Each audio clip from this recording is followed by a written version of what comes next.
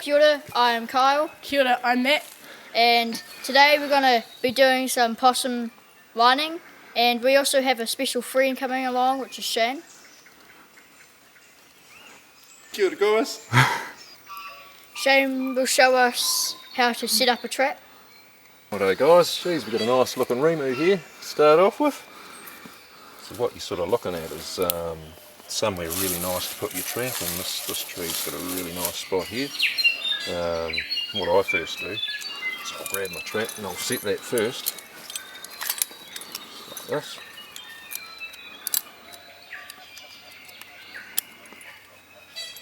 Sort of what you want to do is you want to have your plates sort of flat as possible, so that. And sometimes you might want to sort of bed it in. See how that just sits on the top of the ground there like that? And it sort of moves around. So we'll just get our hammer, we'll dig it out a wee bit, we'll make a wee bed for it. So it sits in there nice. Nothing special. Sort of dig that, see that little foot there? So as you put it in, just push it into the ground and that sort of solids it up. See how it's sort of, it's quite solid. When I staple them in, I like to give them about half a chain. That gives them enough room to sort of, they can move around, they're not sort of stuck in one spot. If you give them the whole chain, then they're allowed to sort of pick up speed, and they can actually pop the jaw out of the trap. So give them about half a chain. It's all good, nice shiny trap. Some people are sort of a bit sceptical about the shiny traps, and they sort of cover it up like this and put leaves and stuff on it, but well, that's fine. And just a little bit of blaze. You don't have to paint the tree white, just a little bit of a smudge up there. Yep. Bit of that stuff up there.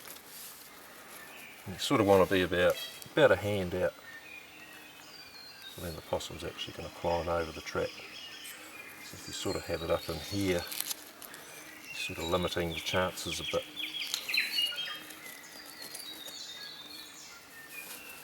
And that's that. Pretty easy, eh? Yep. Let's get on with the next one, eh? Matthew's got a bit of flagging tape, and he's going to put it around the twigs. And what you use it for is you know where you put your trap down, and he's just going to tie it around.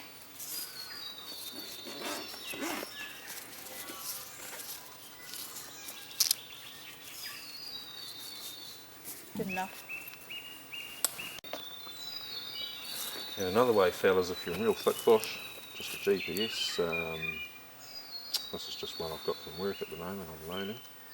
You just mark, enter, easy as that.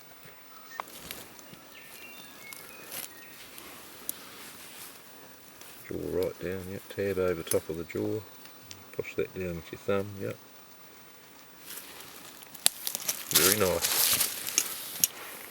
like a pro. And the way I like to sort of have my traps, I have that bit there facing into the tree. There, no, half. So you probably want to make your bed first, because your trap's quite just... What happens if you put your hand in there? Will it chop it off? Oh, not really. Probably doesn't really hurt, see? It's got me, but I can just hold like that. Can I try that?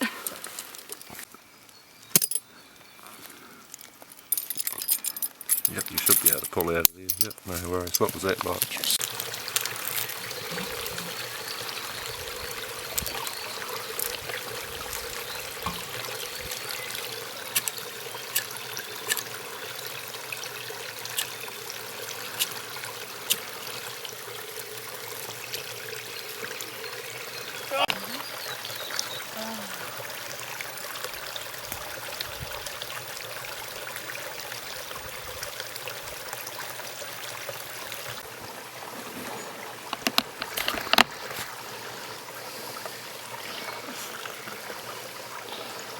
that one.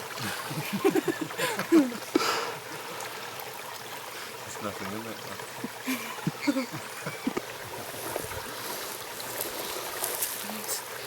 This is an experiment for what possum likes it the best. Right, so we have some chilies, we have some bananas, we have some peanut butter, we have some celery, and we have some watermelon, and then we have oats. Yep, so this is just a wee bit of oats, just mixed with a wee bit of icing sugar and a wee bit of curry powder. So we'll see how that goes. I reckon it'll be top notch. I got all the traps up, And we're hoping for a good night. so we'll see you tomorrow. Day 2. Right, we're going to go check our possum line. Righto guys, just before we go around the line today, I'd like to talk to you a bit about dispatching of a possum and doing it quite comfortably for the animal.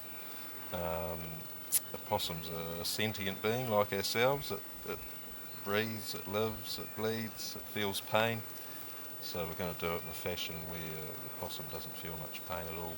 Hence, while we've got the rifle, sort of get a close up of the foot and the trap even shoot. It's posing. It's well held and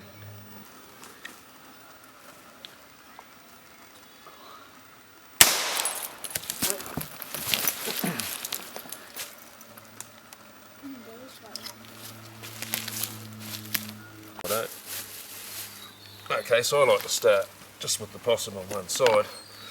In the past I've seen guys, even myself when I first started, they would pick the possum up and they'd start pulling it all out. You'd end up turning the possum around about 20 times trying to get all the fur off it, so I come up with a new technique. It's pretty simple, a bit like shearing a sheep. See how it's got that nice line down there? That's right up under the arm. I start right here in the back leg. I'll just work my way down there.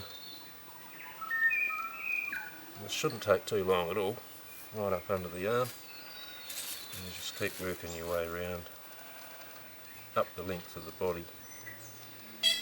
And that way you're not missing anything, you're not turning the possum around too much, as in manhandling it. Just come up the front arm there, right up to the cheek.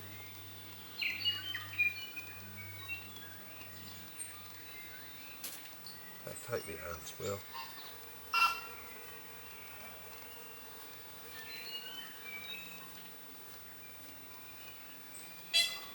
Up the leg.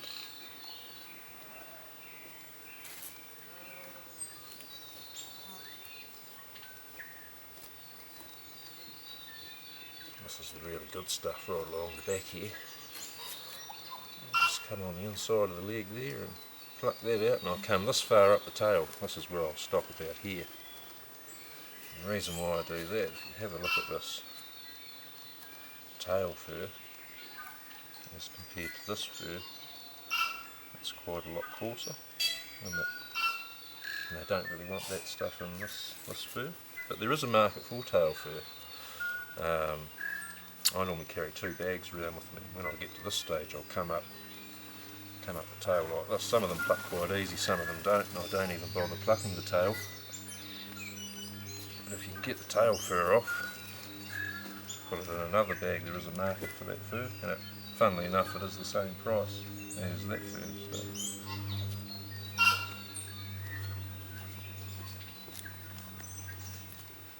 And yeah, you're just sort of working your way around,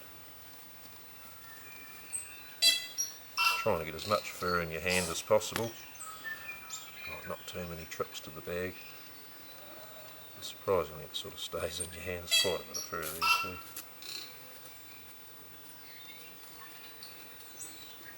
Up there. We're almost done.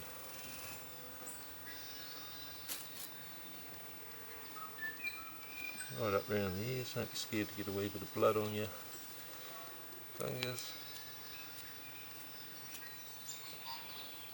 Finish that arm off.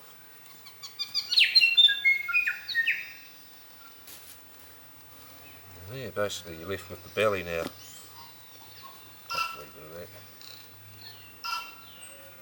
And because the ad says possum fur, I figure, well, the belly fur is just possum fur. So I take that as well. As you can imagine, he left the belly fur on 100 possums, so this is what it would add up to.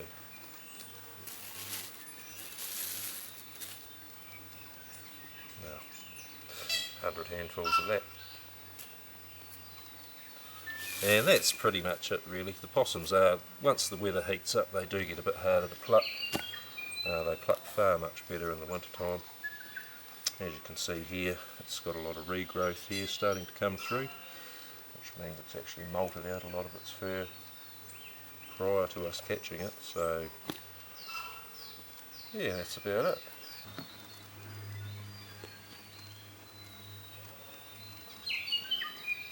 Back for day 2 of our baitations. And the possums have had a pick at some stuff. There's not much that's changed, but they've had a nibble at the chilies and then the bananas down on the ground as well. Not much of the peanut butter. Don't think the celery, but look at the watermelon on the ground. And yeah, I think they've had a nibble of that. So celery here is eliminated from the competition, sorry. So we'll just shove that over here. We're replacing it with some Lottie's tomato sauce.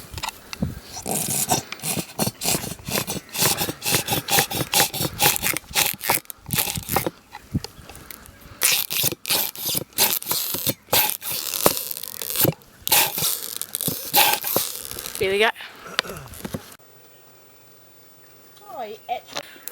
So I just found some possum vomit right here.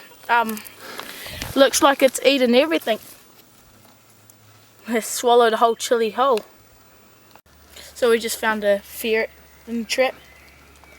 Yeah, don't know how we caught it, but yeah, wish it was possum.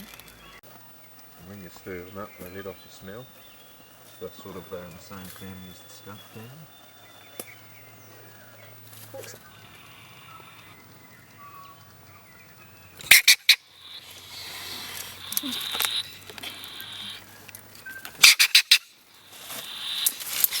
Thank you, Shane, for coming on our possum hunt 3 times.